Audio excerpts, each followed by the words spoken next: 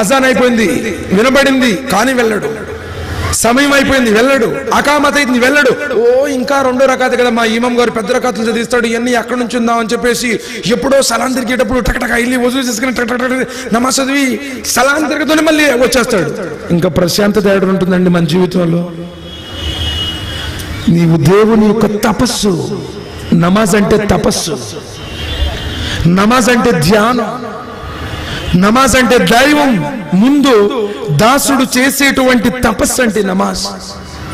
ఆ నమాజే ప్రశాంతతంగా చేయటం లేదు కాబట్టి మన జీవితాల్లో ప్రశాంతత లేదు. నబీ సల్లల్లాహు అలైహి వసల్లం వారు చెప్పారు, నా నమాజే నా కంటి చలువ, నమాజే నా కంటి చలువ. ఈరోజు ప్రశాంతంగా నమాజ్ చదువుతున్నామండి.